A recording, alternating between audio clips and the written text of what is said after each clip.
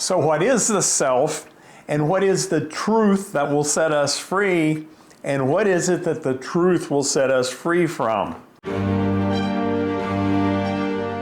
Hey guys, I want to kind of paint a picture for you of Jesus that may give you a different understanding of who he was, why he came, and what his message really was.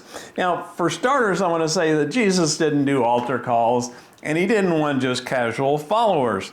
He wanted disciples, and to be a disciple required a deep level of commitment, which is why he turned so many people away who wanted to follow him, because he knew they weren't willing to do the deep and tough inner work that finding the narrow way and becoming Christ-like required. He said if we're going to be his disciple, we must put into practice and live by the precepts he gave us, which ironically, none of them have anything to do with religion.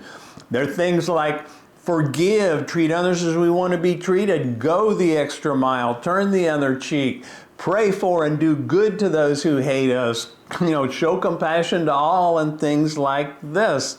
And he said by doing these, he likened our life to a house built upon a rock as opposed to a sand, so we can withstand the trials of life that come to us.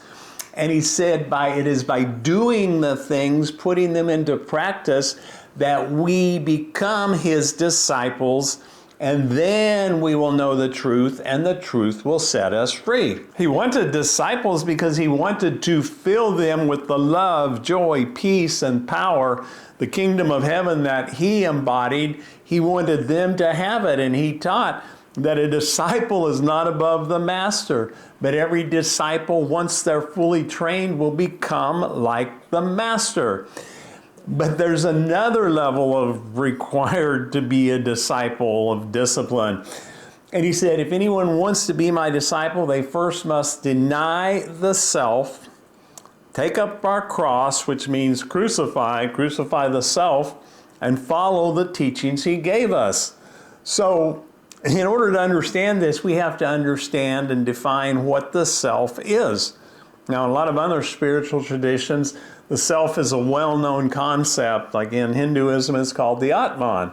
But in Judeo-Christian religion, you talk about the self and people go, huh?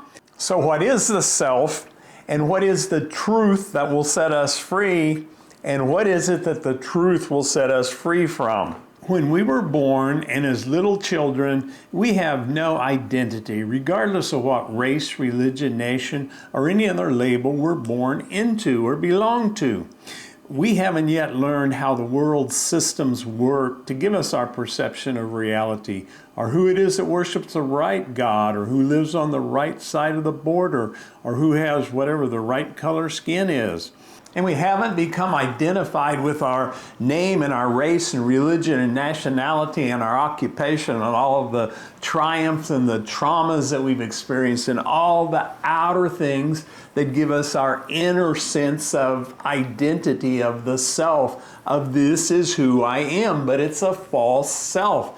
It's like wearing a costume and a mask, and we get so identified with the costume that we forget that it's not who we are. So after he tells us to crucify the self, the next verse he says, because if we want to hold on to our life, we're going to lose it. But if we voluntarily let our life go, we will find it. Because our life is basically a mental construct, or what we call our life, or my life. It's a mental construct made up of all of the adopted beliefs from the tribe and all of our life experiences that we've had. And these make up our sense of self. This is who I am.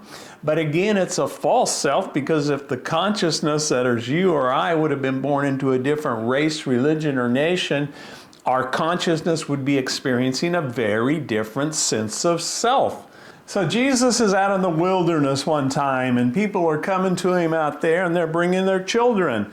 And the disciples are stopping him and saying, no, don't bring the children up. Don't bother Jesus with them. When Jesus heard this, he was pissed. And he said, let the children come to me. And he said, I'm telling you the truth. The kingdom of heaven, it belongs to little children. And he said, unless you change and become like a little child, you're not going to enter the kingdom of heaven. So how do we become like a little child again? Well, it's tough because we have to examine who we are. We got to go inside and we got to feel the resentment and bitterness from past experiences, and we have to forgive and let those go so we're not carrying that icky emotions and feeling from the past, and we let them go and our vibration raises a little bit, our frequency. And we look at traumas, and instead of looking at them through a 5-year or 10-year-old eyes, we look at them through adult eyes, and we just observe without judgment and just let it be and see and forgive and feel them and heal them. And we examine our beliefs.